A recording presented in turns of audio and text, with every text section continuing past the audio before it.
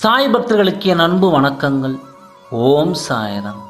என் அன்பு குழந்தையே, பல சோதனைகளை அனுபவிக்கிறாய். பயம் வேண்டாம், வெறுப்பும் வேண்டாம். இதோ உனக்கான நாள் தொலைவில் இல்லை, அருகில் வந்துவிட்டது. இன்னும் 2 நாட்களில் மனதை மகிழ்விக்கும் நல்ல விஷயம் நடக்கப் போகிறது. உன் மனம் முழுவதும் மகிழ்ச்சியால் பூரிப்படையும். அப்பாவின் இந்த வாக்கினை நம்பிக்கையோடு மனதில் நிறுத்தி நிம்மதியாக உறங்கு. உன் வாழ்நாள் முழுவதும் உன்னை நான் மகிழ்ச்சியாக வாழ வைப்பேன். உன் சோதனை காலம் என்பது இன்றோடு முடிந்தது. உன் மனதில் நீ கொண்டுள்ள பல வேதனைகள் என் மனதின் ஒளியில் நிரம்பி கிடக்கிறது. அந்த வேதனைகளை நான் துடைக்காமல் உறங்க மாட்டேன். நிம்மதி சிறிதும் இன்றி தவிக்கும் உன் மனதை குளிர்விக்க இந்த விஷயத்தை அரங்கேற்றி தரப்போகிறேன். இது நாள் வரை எவ்வளவோ வேதனைகளை சுமந்து இருந்தும் நானே கதி என நீ என் பாதங்களை சரணாகதி அடிந்து விழுந்து விட்டாய். என் குழந்தையே, என் பொன்னான கரங்களை கொண்டு உன்னை நான் தூக்கி நிறுத்துவேன். உன் கண்ணீரை நான் துடைப்பேன்.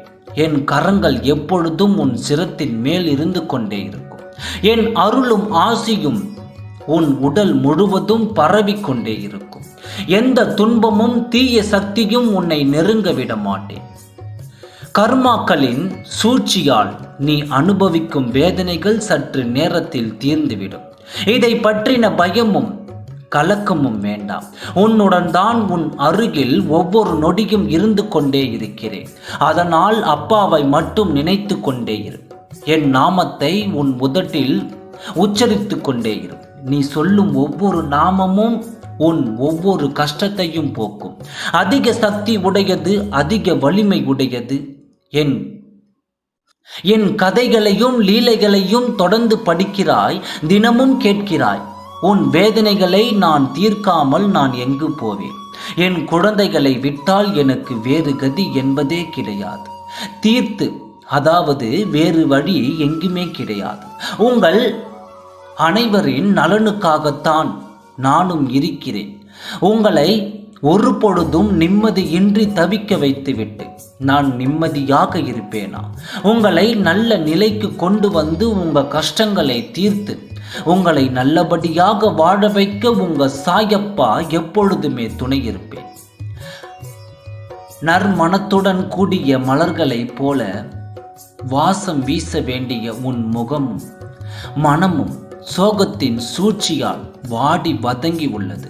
என் குழந்தையே, உன்னை சற்று முன்பு பூத்த மலர போல எப்பொழுதும் பிரகாசமாக உன்னையும் உன் வாழ்வையும் நான் வைத்திருப்பேன். என்னையே நம்பு, என்னையே தொடர்ந்து வணங்கு. உன் வாழ்விற்கான ஒட்டுமொத்த மகிழ்ச்சியும் உனக்கு கிடைத்தே தீரும். ஓம் சாய்ராம். நன்றி, வணக்கம்.